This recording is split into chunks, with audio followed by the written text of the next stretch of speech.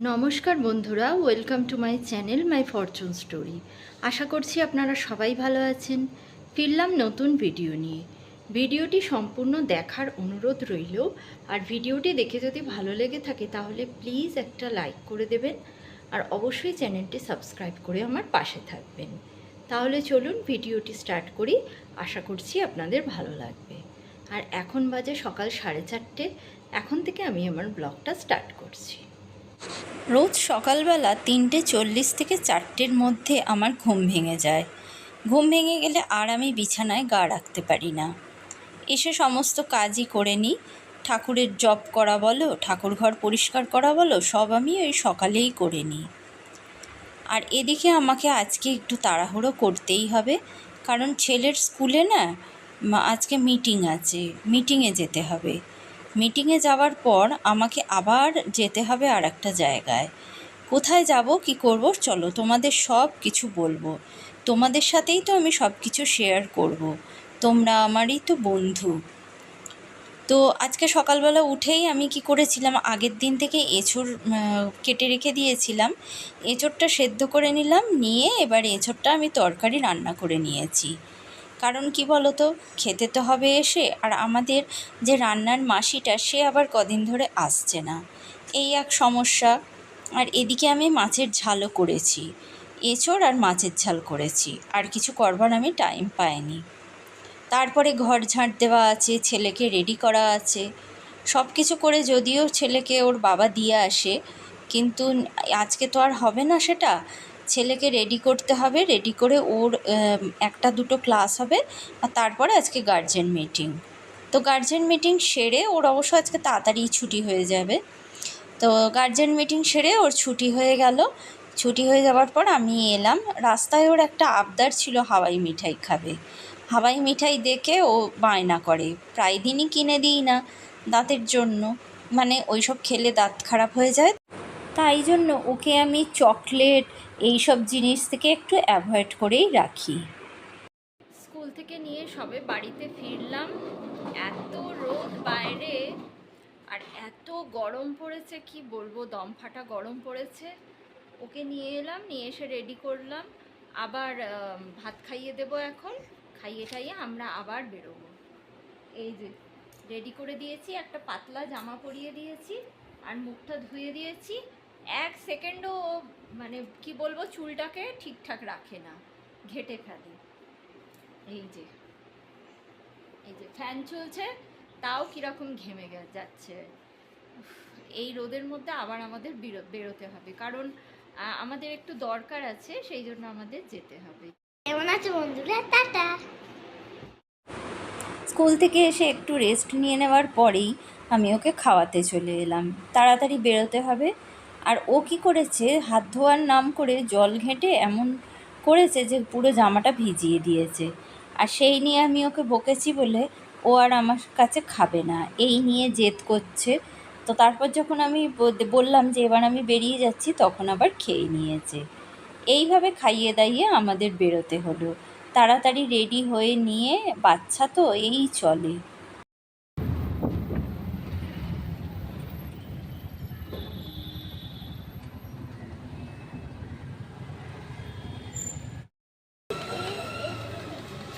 মামা দেখো।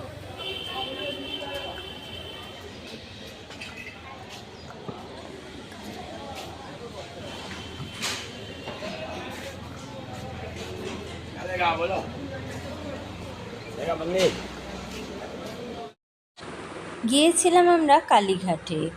চিনতে পাচ্ছেন, কালীঘাটটা এমন আধুনিকতার ছোঁয়ায় হয়ে গেছে যে সেই পুরনো মাটির টান, মাটির ছোঁয়াটাই আর নেই। একদম ছোটোবেলায় মায়ের হাত ধরে যে কালীঘাটে যেতাম, এখন আর সেই কালীঘাটকে চেনা যায় না। কোন গলি দিয়ে কোথা দিয়ে যাব, শুধু সব কিছু নখদর্পণে বলে তাই চিনতে পেরেছি। যাদের নখদর্পণে নেই এই রাস্তা চেনা, তাদের পক্ষে খুব মুশকিল। কোথায় যেন সেই মাটির ছোঁয়াটাই হারিয়ে গেছে।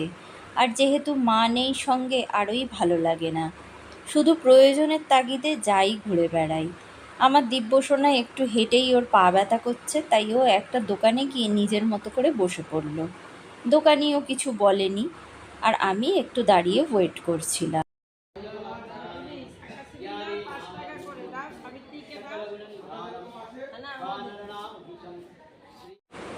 আমি কালীঘাট ট্রাম ডিপো থেকে কালীঘাটের মন্দিরের ভেতরে এসেছি। পুরো রাস্তা কভার করেছি, তারপরে এসেছি। আর এই যে দেখো, এই যে সাবিত্রী দেবী, ইনি হচ্ছেন আমার দিদারও আগের যুগে।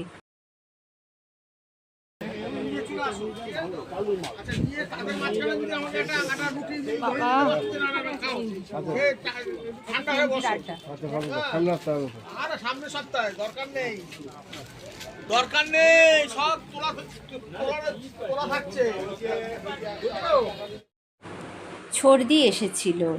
আর এই যে আমরা একটা হাটে গিয়েছিলাম, জানো তো, এটাকে চেতলা হাট বলে বা চেতলা ভট্টাচার্যদের হাট বলে পুরো কথায়। তো এইখানে অনেক পুরনো লোক আছে। ছর্দি বলছিল চল একটু দেখে আসি। ছর্দির অনেক কিছু কেনাকাটা করার ছিল, আর আমারও কিছু কেনাকাটা করার ছিল। হাটে না দামটা কম পাওয়া যায়, তো ওখান থেকে আমরা কিনলাম। আর এত প্রচণ্ড দাবদাহ যে আমরা তিনজনে মিলে 3টে আইসক্রিম কিনে খেয়ে নিলাম। আর আইসক্রিম নিয়ে ছর্দি ফটো তুলছে ফেসবুকে দেবে বলে, আর ওই আইসক্রিম বিক্রেতারা বেশ হাসাহাসি করছিল। আর সেই নিয়ে আমরা একটু এনজয় করলাম।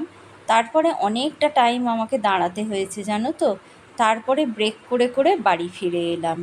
খুব আজকের দিনটা গরম পড়েছে, কষ্টও হচ্ছিল। বাড়িতে এসে একটু বসেছিলাম, তারপরেই দিব্যসোনার পাপা বলল যে আজকে ওকে নতুন গাড়ি আনতে যেতে হবে। এই যে দেখো, নতুন গাড়িটা নিয়ে চলে এসেছে। আর ওর সাথে দিব্যও গিয়েছিল। ও বলল আমি যাব। ও এত টায়ার্ড হয়ে আছে, তবুও ঘোরবার মানে কি বলবো, ঘোড়াটা কিছুতেই ছাড়ে না। যাই হোক, ওর বাবা ওকে নিয়ে গেল। আমি আর পাচ্ছিলাম না, ওই জন্য আমি আর যাইনি। নিচে এসে ওরা আর কি গাড়িটাকে নিয়ে দেখছে বারবার, আর কি যা হয় এক্সপেরিমেন্ট করছে। আমি যে ওদের ভিডিও তুলছি ওরা কিন্তু জানেও না। তো এই গাড়িটা নিয়ে ওরা দেখলো আর ভাবলো আমাকে সারপ্রাইজ দেবে। কিন্তু তার আগেই আমি যখন ওদের দেখিয়ে দিলাম যে গাড়িটার কালারটা কি এই রকম, তখন ওরা নিজেরাই সারপ্রাইজড হয়ে গেছে। আমি কি করে জানলাম? তো এইভাবে এবার আমাকে বলতে এলো ওরা যে এইখানে মানে আমার দিব্যসোনা বলতে এলো যে একটা পাপা গাড়ি এনেছে।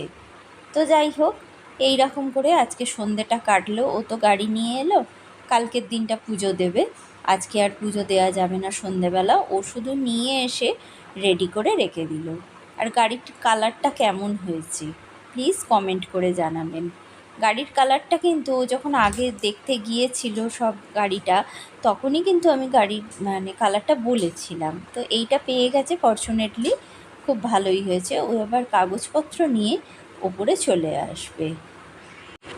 আমার মনে কিন্তু সেই সকালবেলার কালীঘাটে যাওয়ার সেই স্মৃতিটাই বারবার মনে পড়ছে। মায়ের হাত ধরে যেতাম। ছর্দি তো বেশ কান্নাকাটি করছিল ওই হাটের মধ্যে দাঁড়িয়েই। তো মায়ের হাত ধরে যেতাম। আজ আর সে নেই। সেই ফাঁকা জায়গাটা পূরণ হওয়া খুব কঠিন, আর পূরণ কোনো দিন হবেও না। যে জায়গা একবার ফাঁকা হয়ে যায় তা কি আর পূরণ হয়? দিব্যসোনা ওপরে এলো আমাকে সারপ্রাইজ দিতে। তারপরে ও এসে পাপার সঙ্গে খুব এনজয় করতে লাগলো। আর নতুন গাড়ি এসেছে বলে দেখুন কি আনন্দ। ও এখানে ডান্স করতেও শুরু করে দিয়েছে। আজকে আমার সোনার খুব আনন্দের দিন। ও আমাকে বলছিল মাম্মাম আজকে আমার খুব আনন্দের দিন, ওই জন্য ও অনেক নাচানাচি করছিল। আজকে তোমার আনন্দের দিন? হ্যাঁ, কেন? কারণ পাপা নতুন বাইক কিনেছি। সেই বাইকে করে আমরা কোথায় যাব? স্কুলে। ওর পাপা একটা বাইক এনেছে আজকে নতুন, সেই বাইকে করে ও রোজ স্কুলে যেতে পারবে। ওই জন্য ওর খুব আনন্দ। খুব আনন্দ হচ্ছে তোমার সোনা? হ্যাঁ। তুমি বাইকটা চালাতে শিখবে? হ্যাঁ। ঠিক আছে। আর এখন অনেক রাত হয়ে গেছে, এখন আমরা ঘুমোতে চলে যাচ্ছি। আজকে ভীষণ টায়ার্ড আছি, সারাটা দিন খুব পরিশ্রম হয়েছে।